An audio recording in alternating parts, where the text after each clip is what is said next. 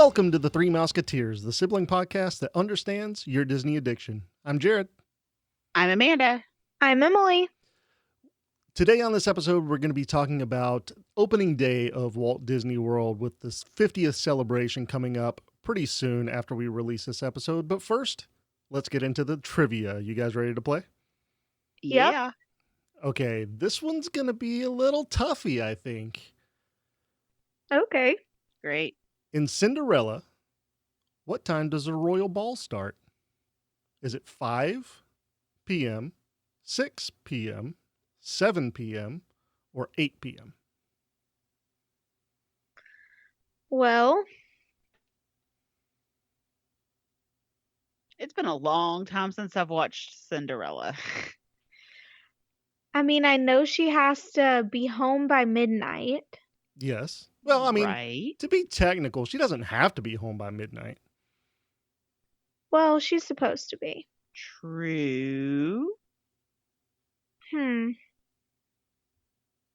This one's difficult. Does it specifically says what time the ball starts in the movie? There is a indication as to what time the ball does start. There is an indication. I love this term. There is an indication. So it doesn't say what time it is. I mean, they don't come out and say, hey, be here at this time. It must be on like an invitation or something like that. I either thought that or maybe there's a clock on the wall or something that showed it. I mean, you know, I think 5 is too early for a party to start. Me too. So I'm rolling out 5. Okay. I'm thinking 6 is probably too early too. The only reason I say that is because they're still partying at midnight. I mean, yeah, but then I think 8 is too late, so maybe 7. Yeah. But what if they're having dinner? Because it is a ball. Do they have dinner at a ball? I've never been to a ball. I'm not that fancy. I mean, I've never been to a ball either, so I can't say. I mean, I went to Jingle Bell Ball. Does that count? No. That's a different kind of ball. Oh, okay. I just started thinking if they're eating dinner, then maybe 6 would be a good time. I don't know that they're eating dinner. I don't know.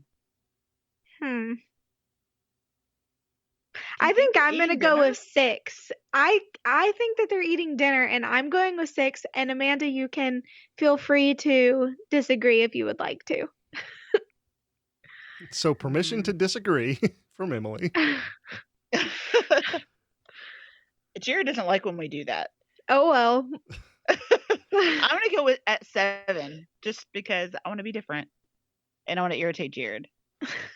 Okay, so we have 2 different answers. As always, we have 6 p.m. from Emily, 7 p.m. from Amanda, and you are both incorrect. The correct answer is 8 p.m. According to the bell tower in Cinderella. That was my initial thought too. So they're not eating dinner. No, they did not eat dinner. Or it is a super late dinner. Yeah. Maybe. I mean, maybe they're going to McDonald's afterwards or something. They don't have McDonald's in Cinderella? You don't know. Come on now. You don't know what they have. So you said it was indicated on a bell tower, right? Yes. Okay. Good to know. Yeah. So go back and watch. All right. Well, Emily, why don't you go ahead and give us a history fact? All right. Since we are talking about opening day at Magic Kingdom this episode, I wanted to talk a little bit about the man who started it all, Walt Disney. So, did y'all know that he actually learned to draw, and specifically like his style of drawing, from copying newspaper cartoons? His dad, which his dad's name was Elias Disney, was a big newspaper reader, which I feel like everybody was back then. But specifically, he read an American Midwest newspaper called Appeal to Reason. And Walt was not interested in the articles at all, obviously, as a little kid, but he loved the cartoons on the front page. So he would practice drawing, like mimicking what he was seeing in the newspaper. And then whenever he actually started his company and drawing cartoons for that, you could see the inspiration that he took from those newspaper cartoons. That's cool. That's pretty Yeah. interesting. I feel like somewhere along the line, I've seen something about him being very infatuated with like the single strip comics that you would find in newspapers and stuff. I don't know if that's just popping up in my head because you're talking about it or if I actually knew that. So, I mean, there's no way to tell at this point, I guess. But I mean, it's an interesting fact nonetheless. Yeah. All right, Amanda, what about a tip for the week? This week, I want to talk about keeping your feet dry at the park. There are several things that you can do so that you don't get soggy shoes. I know I do not like walking around in soggy shoes, give me blisters and all that fun stuff. So I suggest either getting shoe covers for when it rains or also for whenever you ride the wet rides, or you can carry flip-flops in your backpack, things like that. But another great idea is to bring several pairs of shoes, at least two, so that you can switch them off each day. And that way, if one pair gets wet, the next day you can wear a dry pair and let the first pair dry out a little bit before you have to wear them again.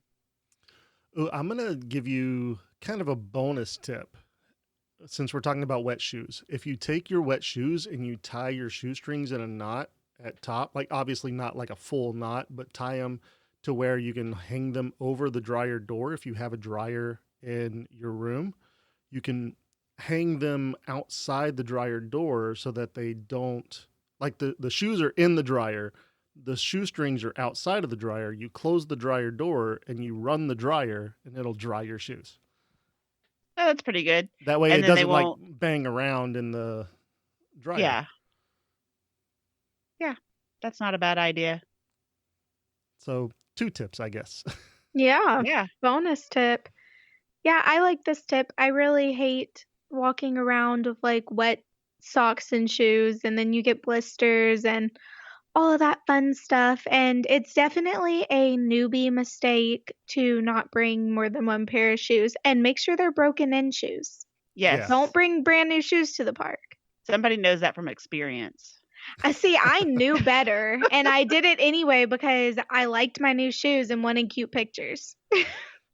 There you See, go. you could have Well, just taken them with you in a bag or something and then just changed them. that's We only exactly what I was had, going to say. it was a short trip in Disneyland. I didn't have, we just did a carry-on.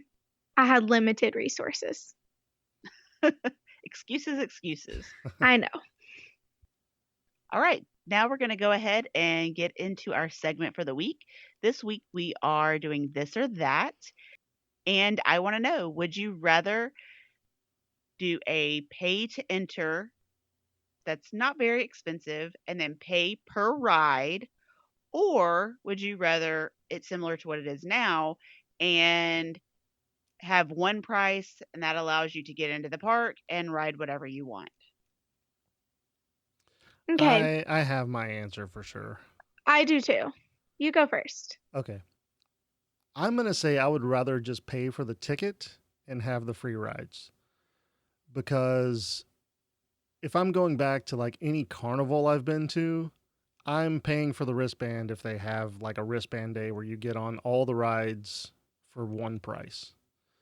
I just like I can see where like maybe people only want to ride 1 or 2 rides, so paying per the ride makes sense for them, but I'm gonna go on as many rides as many times as I possibly can. Everybody knows how I feel about Tower of Terror. I mean, I'm gonna ride that thing 8 times on one trip. So, yeah, I'm gonna go with all the rides already paid for up front. Yeah, I am agreeing with Jared. I'm doing all the rides paid for up front. I, like Jared said, I see if someone doesn't like rides, then maybe I could see the benefit of getting in cheaper, and then you can still like be there in the atmosphere and see all like the street performers and like stuff like that. But then at the end of the day, Disney has so many rides that are not actual rides that I feel like everyone goes on Disney rides. Like there's not too many big ones or fast ones. So I would go with everything together. And I mean, it's kind of the same thing for me. Like the reason I like the dining plan, I like to have everything bundled together, paid for up front, and you know what you're looking at cost wise ahead of time. And you're typically getting a small discount whenever Yeah. you bundle stuff together. I mean, maybe I'm not the travel agent here, so maybe I'm incorrect. I mean, what would you think about the dining packages being a discount? It depends on how you eat at the park. If you eat like me, it's a discount. We've done the math. We did it last time we did the dining plan. At the end of the trip, we did the math and we saved money. Yeah, and see, I've done it where I didn't save money. So if you're going and you're eating at the more expensive restaurants, if you're going and doing character dining and things like that, then it is worth it. But you need to eat more of the higher end meals if you're going to a place where you're just ordering off the menu, like Kona Cafe as an example. You need to buy one of the more expensive things to make it worth it. Yeah, and same with the quick service too. Like Right. you can do really cheap, like or relatively cheap theme park pricing hamburgers, or you can get like the fancier, more expensive quick service like the lobster rolls and stuff like that. Right. I don't know how we got on I know dining this plan is topic. This is so off totally topic. sidetracked, but yeah. And I agree with both of you. I would prefer to have the all included ticket, even if it does cost a little bit more, because not only does it allow you to ride everything, but it also keeps the parks a little less crowded because people aren't coming in just to kind of hang out and not ride the rides. I think if you could just get in and just kind of hang out, that you'd have a lot more people just going in there to eat or whatever and causing more congestion.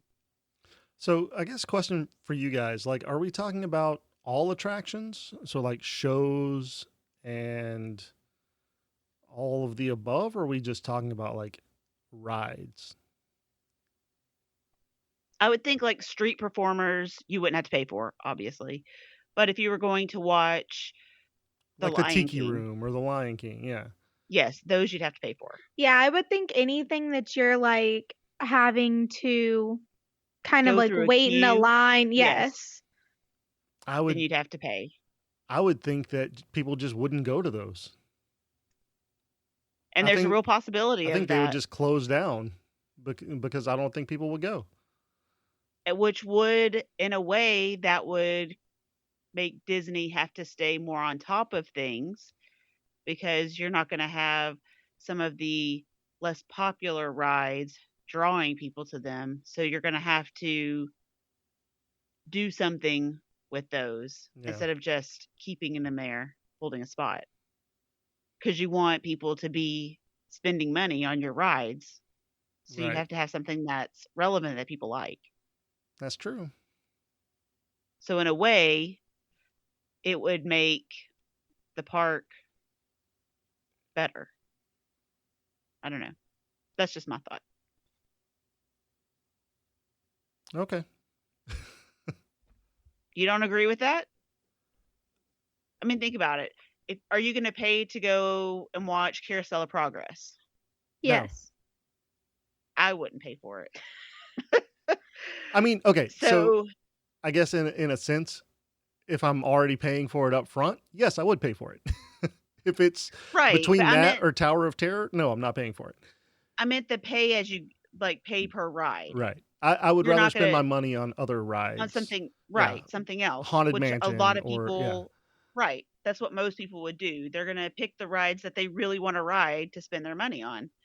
So, some of these rides are just gonna sit empty. People aren't gonna pay for them, or not enough people are gonna pay for them to make it worth their while to keep them. Right. So, they would have to do something to replace those for it to be a money maker. Yeah, I agree with that. So, it could create a better park. I mean, maybe and maybe not. Because I mean, then you're talking about okay, they're going to need to go through all the data on how many people are paying for which rides, like at what point do you close down a ride, and then what ride do you bring in after that, and then how long is that area going to be under construction, and how much of an effect does it have on the surrounding area and the surrounding attractions. Disney has so much more information than you think. They have gathered information on every small little detail, and they'll know. I can guarantee they would know. Yeah, I'm sure they would know because it would be dumb for them not to.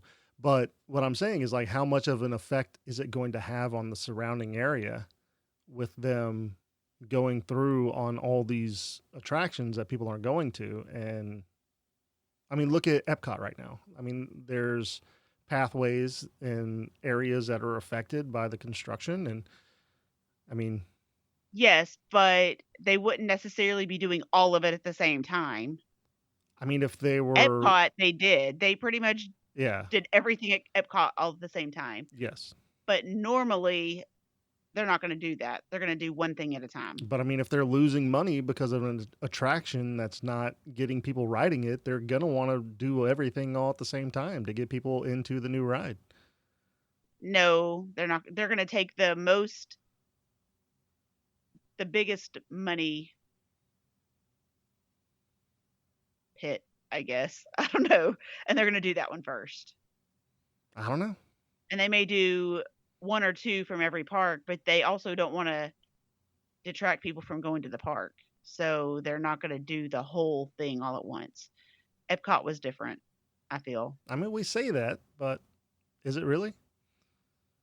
It was just because some of it, like the main shopping area in Future World there, it would be almost impossible to do one portion at a time. They had to do the whole thing at once. There really wasn't another option Maybe so. because of the way it was built and they were all together.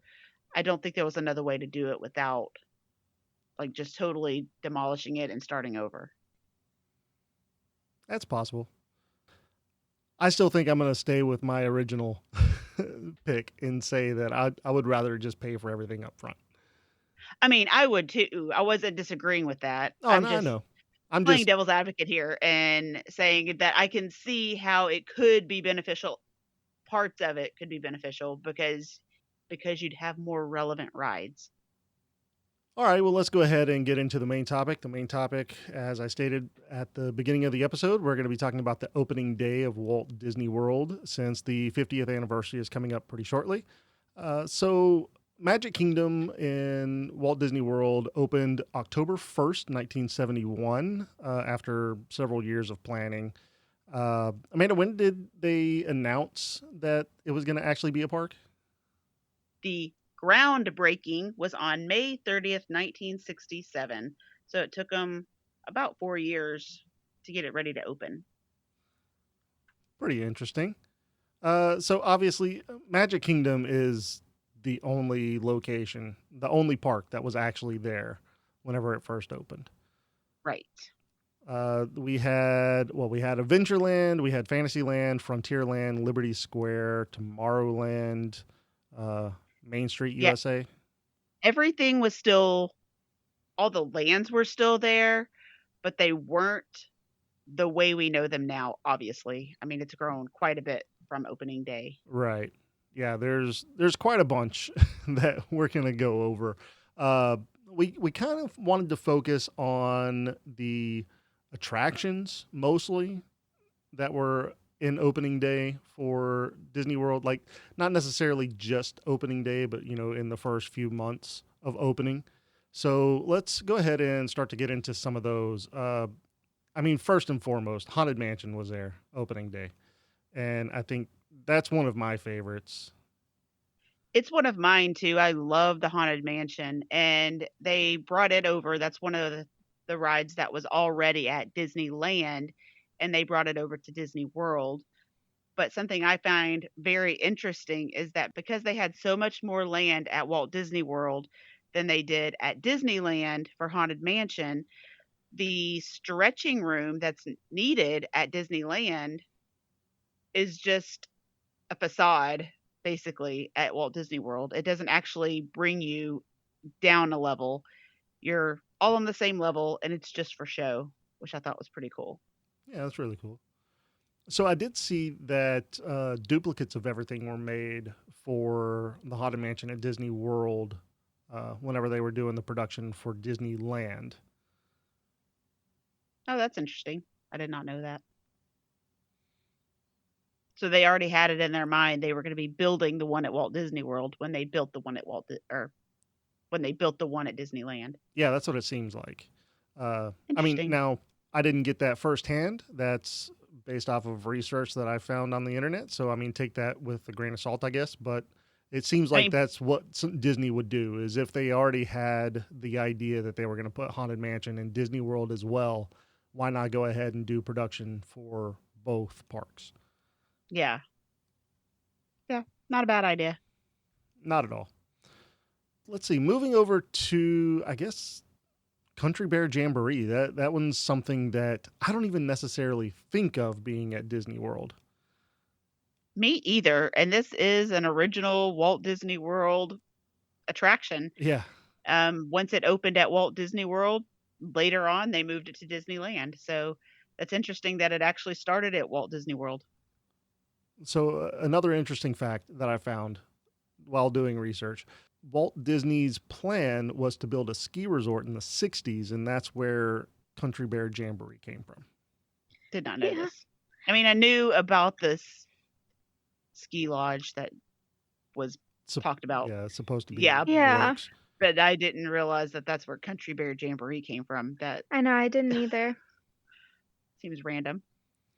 Yeah, but that's Walt, I guess. A plethora of ideas that were going to go into different locations, and then it just all kind of went into Disney World. Yeah. Well, Walt's idea for Disney World was totally different. He really wanted it to be more a community and not an amusement park. Yeah. One thing they had to be at Walt Disney World was the railway station because Walt loved trains. So you knew that's going to be one of the things that's going to be in the park. And it was there on opening day. They called it the Walt Disney Railroad, and it had 3 trains, but there was only one stop, and that was the stop on Main Street. Oh, interesting. Yeah. I guess that would make sense. For sure it makes sense for the railroad to be there because right. Walt is very well known for loving trains. Right. And I guess I don't know when the other stops came about, but I'm glad they added those because it gives a little bit more to the train rather than just a sightseeing option. It gives you more transportation, which is nice. Transportation around the park for sure. Right. Because you don't necessarily just want to go down Main Street and get off there. So. Right. Well, I guess talking about transportation, we can talk about the Skyway. The Skyway was there. It was there. That was actually still open whenever we went to Disney World our first trip. And I remember riding it and being terrified. Because you are afraid of heights. I am afraid of heights. And not like the Skyliner we know and love now. These were the open air at the top. So you could, hang out if you wanted to. Basically a Ferris wheel bucket on cable. Right. Exactly. Yeah. Traveling from one side to the other. And that went from Fantasyland to Tomorrowland and then back. There was a stop at both places. Yeah. So I love the Skyliner so much more than the Oh, Skyway. yes. Me too. Me too. But in my head, whenever they were talking about the Skyliner, this is what I pictured in my head. And I was like, there's no way I'm riding that. Oh yeah. So I good idea changing I that. would have hated for the Skyway to come back. Yeah. I Yeah. I love the Skyliner. That was good they got rid of that. Another thing that was there on opening day that we still, of course, have, and it's not my absolute favorite, but I like it for aesthetic reasons, and that's the Mad Hatter's Tea Party. Oh, yeah. Yeah. Yeah.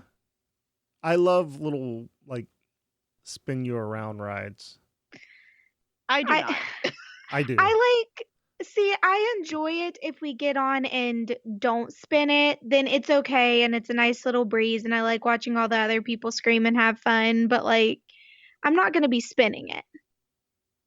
Yeah, and see, my oldest child knows from experience not to ride this with my husband because he does everything in his power to make you sick on this ride. He spins until he cannot spin anymore, and that is See, not for me. That'll just ruin your whole day though. I know, and it's not fun. I mean, some people love it. Some people I do. love it. I do My not. daughter loves it. She loves to Yeah, spin, so so you can ride with my husband then. Y'all go for it. maybe I will. Yeah. So interesting fact about the Tea Party ride is that it didn't have a roof whenever it originally opened. Yep, no canopy. And that would be even more miserable to me. Spinning around in the hot sun. No, Yeah. thank you. Yeah, I had seen previously, like a while back, that of course in California it doesn't rain a lot there and the weather's a lot more pleasant, and then you come to Florida and it rains pretty much every day and it's like 1,000,001 degrees. So they needed that little roof. Yes. They could probably use some fans there too. Yeah, probably so. But I think that's everywhere in Disney World. Oh yeah. I They mean, should just mist put a big old canopy stations over the and whole thing and close it all and just air make it a big condition it. dome. Exactly. Perfect. Sign me up. So something that's very similar to the Tea Party in how it, I guess, how the ride function is and how it has a canopy on top is the Prince Charming Regal Carousel, which was actually named Cinderella's Golden Carousel. It was. And this is actually a carousel that predates the park opening. This carousel was built in 1917. Yes. So the carousel is not something that I typically go and ride because, I mean, if you've went on a carousel, you've went on all carousels in my opinion, but my daughter still loves it. She wants to ride it whenever we're there. So I still like riding the carousel. I don't know what's wrong with you, Jared. I'm just not a carousel person.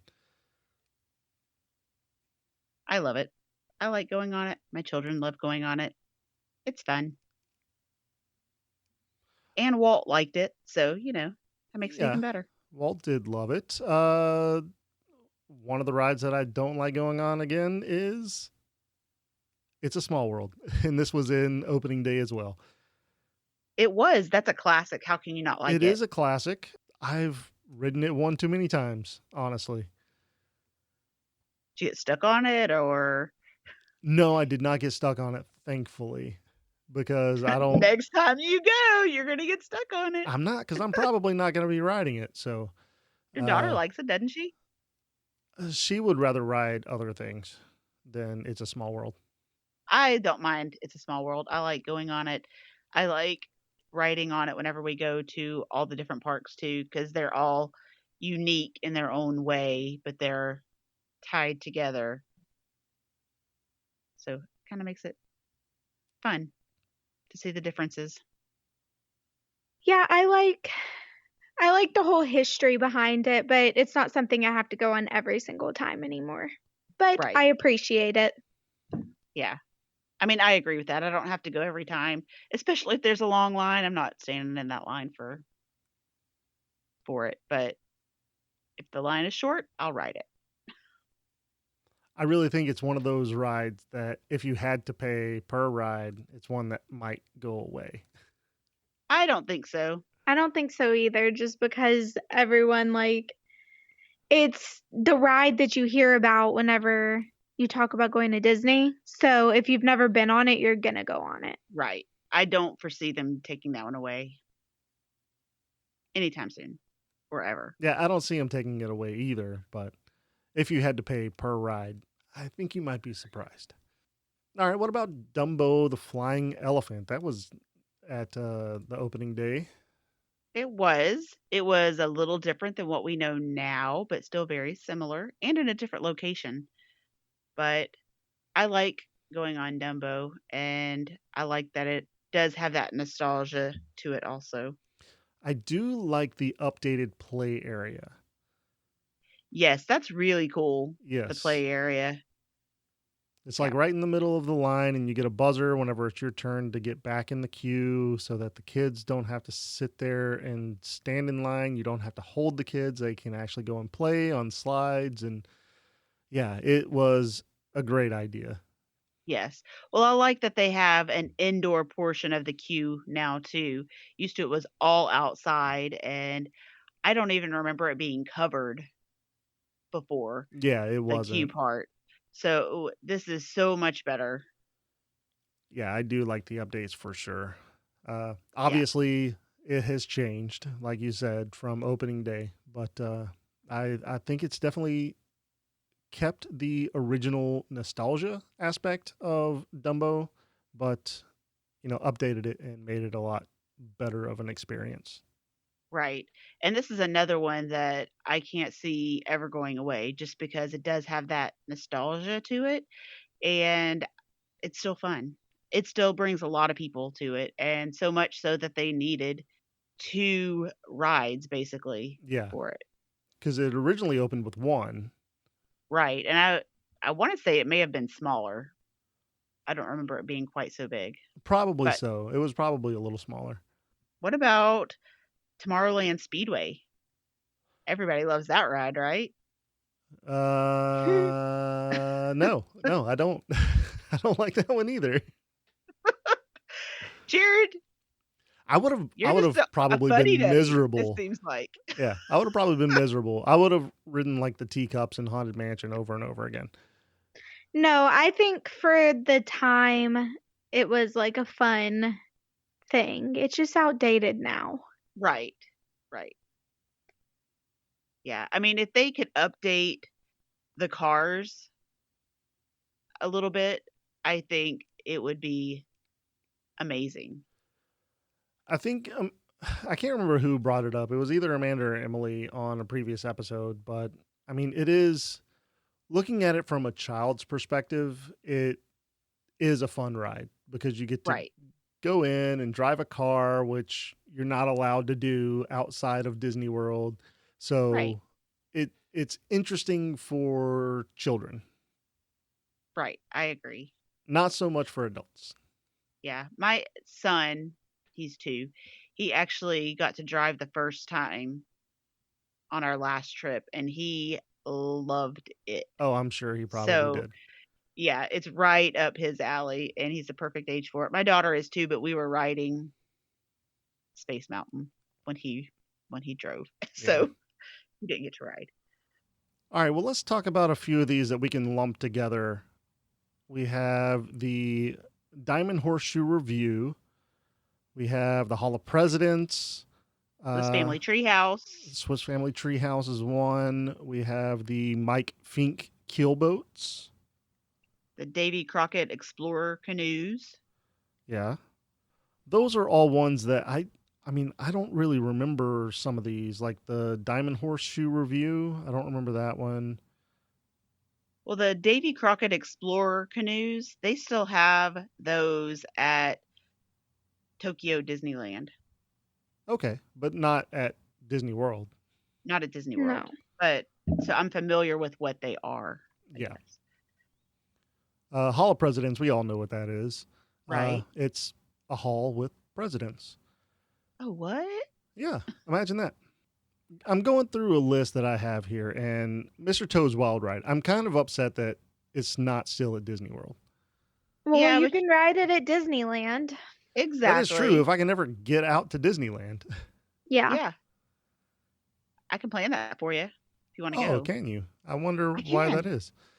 Oh, because I'm a Um. travel agent.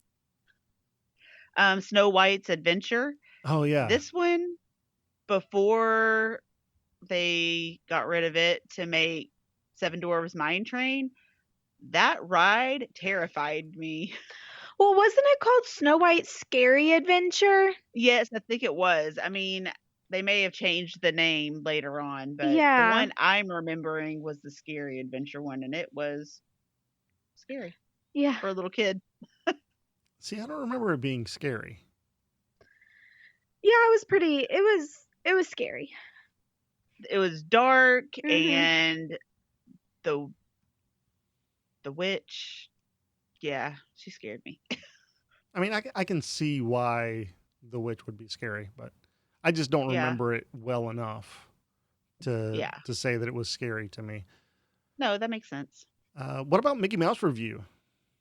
Yeah, I'm interested to know what that was, like what it was like. Now it's the PhilharMagic, which I still think is fun, and I still enjoy going to that. But Yeah, me too. I may have to go look up and see if they have a video of what it used to be. Well, fun little fact: it has been relocated to Tokyo Disney. Really? Yep. So it ran from 1971 to 1980, and that's when it was relocated. And does it say it's still at Tokyo Disneyland? Very good catch. It doesn't necessarily say that it is still there, but it says that it was relocated to Tokyo Disney. Okay. The only reason I say that is because I've gone to Tokyo Disneyland and I don't remember this. So, And I mean, it hmm, might be that it's not there anymore. So possibly. it's something definitely to check up on. Yeah, I'll have to look. What about Tropical Serenade, So which this is is now the the Tiki Enchanted Tiki Room, Room? right? Yeah. Yeah. Oh, yeah. So was it the same, and they just renamed it, or did they change it up? Honestly, I don't know if it's the same or not. I mean, I know obviously Tiki Room has changed several times. Well, it was called.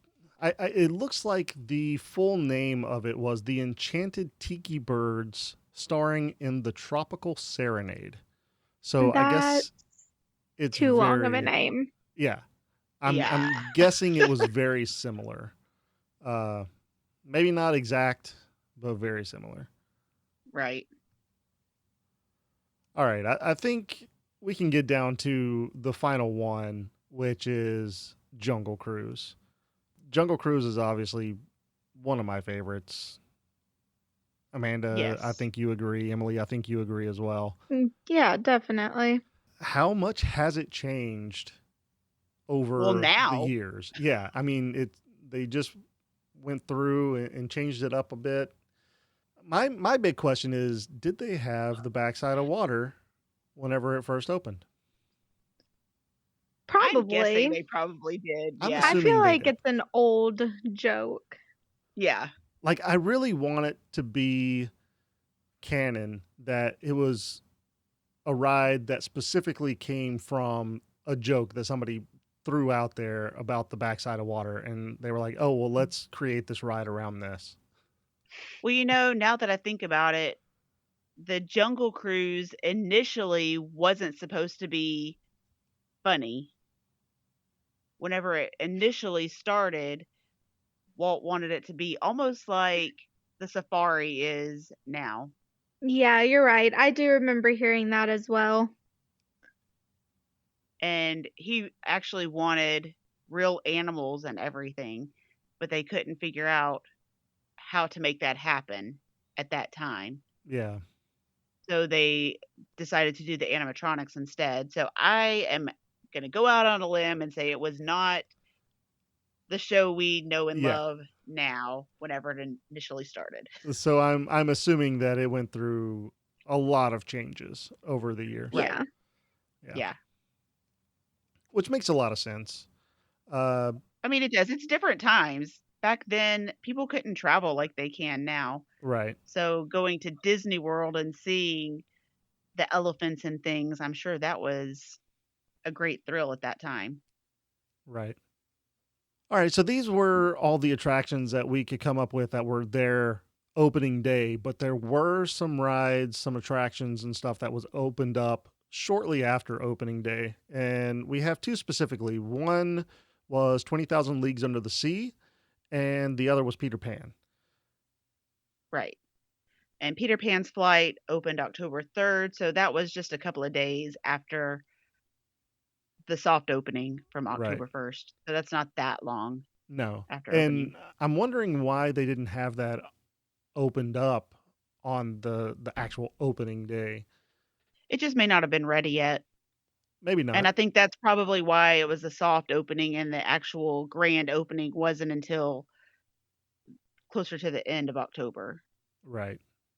because they knew, based on Disneyland, their original opening day, I think they wanted to give themselves a little buffer so that it wasn't the disappointment that Disneyland's was. Yeah. Wasn't a disaster.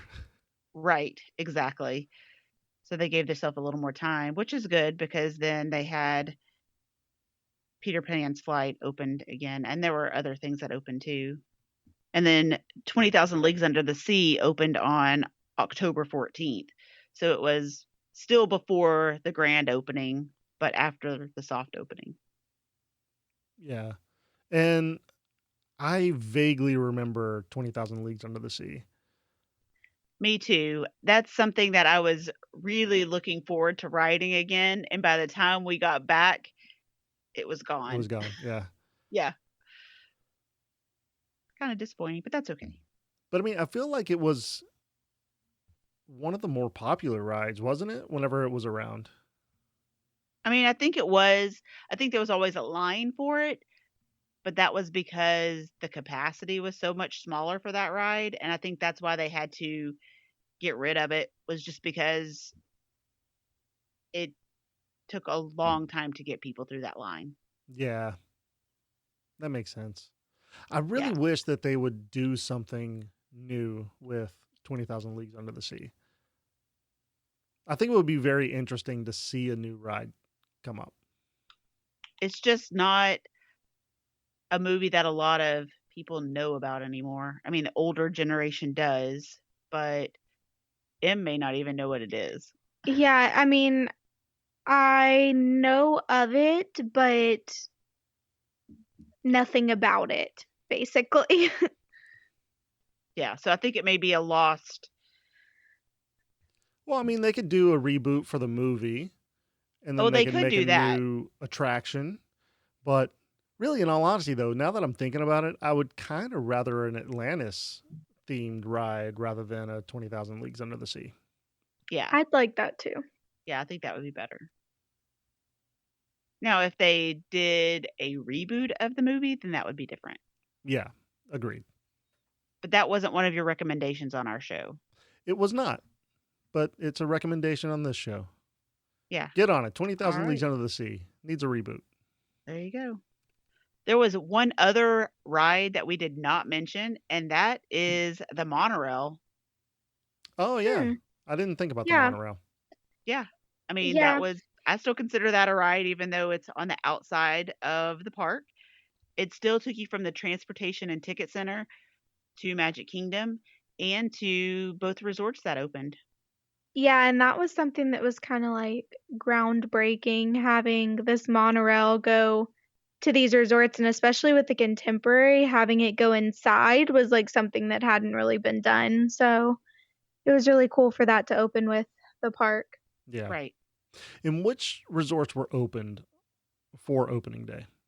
So opening day, the Contemporary and the Polynesian were both there. And can you believe that you could stay at either resort for about $25? That's I crazy. wish you could still stay at those resorts for $25. You Any resort. I mean, I'm telling you. you Any resort. probably can't even stay at a motel that's nearby Disney for that much. Oh, Actually, no. I know you Probably can't. you No. cannot. So, I You mean, like cannot. Motel 6 is like $50 minimum. yeah, And exactly. not near Disney World. No, That's crazy. and not worth the stay for $50. Even No, don't do it. even accounting for inflation and everything, that still only makes it about $160 a night, which is Yeah. still a fantastic price. Sign Yeah. me up for that. Exactly. That's like a little bit less than value resort price. Right. Well, depending on when you're going, not at Christmas Yeah. time, because No. values are like $450 a night. Values Yeah, are but not if you values go anymore at Values Christmas. are not right. last time I looked at like a random time, it was like I think 180 for Pop Century, 189, something like that. How many So, years ago was that? no, this was recently. Okay, It was at like a random off season or off time. gotcha. All right. Well, is there anything else that you guys want to talk about specifically for opening day? I'm really excited about the 50th anniversary. We're going to be doing some extra stuff for the live stream that coming up on next Thursday. So stay Yeah. tuned for that. Like, definitely watch that because we're going to have fun with that one. Right. So other things that opened the opening day, the 2 golf courses were there. So the Magnolia and the Palm golf courses, which are still both there. And in December of that year, 1971, they had the Walt Disney World Golf Classic, and Jack Nicklaus won. Very cool. Yeah. So I think that's pretty cool that they had an actual professional tournament there. Don't they still have tournaments there though? I do not know. I could be wrong, but I think they still have professional tournaments come through from time to time. I I don't don't know. know. I'm But not I an avid do, golfer. me either, but I do know my husband and our dad loved playing golf there. So Yeah. they've already said that's going to be something they have to do every time. Yes. So I have not played golf at Disney, but I might have to try. The problem is Yeah. though is I'm not an avid Great. golfer. I'm not good really. So Yeah.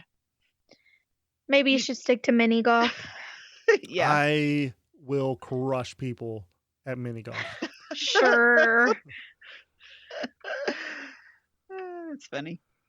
Just a few more fun little facts I thought was that they employed over 5,000 cast members on opening day, which is pretty good.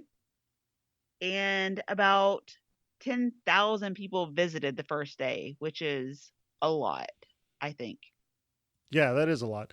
But I mean, they already had the success of Disneyland, so I'm sure people were really excited about being on the other side of the country. Right. I agree. Their official opening, so their opening ceremonies was October 23rd through 25th. At the opening ceremony, Roy O. Disney called Mickey up to dedicate the park with him because he noted that Mickey was the closest thing to Walt that they could get, which is pretty cool. Yeah. And Roy said whenever he dedicated the park, he said Walt Disney World is tribute to the philosophy and life of Walter Elias Disney and to the talents, the dedication, and the loyalty of the entire Disney organization that made Walt Disney's dream come true. May Walt Disney World bring joy and inspiration and new knowledge to all who come to this happy place, a magic kingdom where the young at heart of all ages can laugh and play and learn together. I thought that was pretty cool. Yeah. Yeah. It's unfortunate that Walt didn't get to spend time in Disney World. Yes, it is. So I mean, it's not exactly what he imagined it to be, but if he could see it now and how amazing it is, and it all started from him, yeah, I think he'd I think be, he would be very impressed. yes, amazed, overwhelmed. Yeah, I thought that was pretty cool. And also, something else that opened right around that time was the electrical water pageant. It opened October 24th. And that's still going strong. It is. I love watching the electrical water pageant. It is a little different. It has more floats than it did initially, but it's still very similar, and some of the floats are still the same as when it initially started. Good to Yeah, know. that's really cool. Okay, I guess that's going to wrap up the main topic for us this week. We're really excited about the 50th anniversary, obviously. I mean, I'd be more excited if I was there, but Oh, yeah. I think that we all wish we were there for the 50th. All right, well, let's go ahead and get into some mousekeeping. We want to first mention that we do have a new 5-star review. Thank you so much. And this one comes from, I'm going to screw this up, and I'm just going to say it. Kakawiju. I don't know if that's correct or not, but that's what you're called now. They say, feels like talking the mouse with friends. Recently found these fellow Midwest folks in my Dishing Disney group and think they were just great. So we do really appreciate the 5-star review. Keep them coming. We want to promote our YouTube channel, which you can find at bit.ly/T3M YouTube. That's all lowercase. On that, we have our bonus episodes that we release on the podcast, but you can actually interact with us. You can go in and make your comments, ask us questions, and we have a really fun time on the live streams. Again, you can find it at bit.ly/T3M YouTube, all lowercase. We have a TikTok at T3M Podcast. Go and follow us there. And also on all social media platforms, T3M Podcast. If you would like to leave us a 5-star review, we would really appreciate it. That lets us know how we're doing and if we're covering the topics that you want us to cover. I'd love to plan your next magical getaway, whether you're looking for a Disney vacation, Universal vacation, all-inclusive resort, international destination, or a cruise. I'm here to help. Contact me when you're ready for your free, no obligation quote. And don't forget that my services are complimentary. You can find me on Facebook at Amanda.hollis, Capture the Magic Vacations, or you can send me an email at amanda.hollis@capturethemagicvacations.com. You can find my contact information in the show notes. Join us for our next episode releasing Thursday, the 7th of October. Be sure you're subscribed to the show so that you're updated when a new episode comes out every other Thursday. All right, that's going to do it for the show. Thank you all for listening. You can also be a part of the magic by following the show at T3M Podcast on all social media platforms. That's T3M Podcast. Leave us a 5-star written review and we'll read it on an upcoming episode. If you have an announcement that you would like to have on the show or just want to reach out to us, you can send us an email at t3mpodcast@gmail.com. Have a zippity-doo-dah day. See you real soon.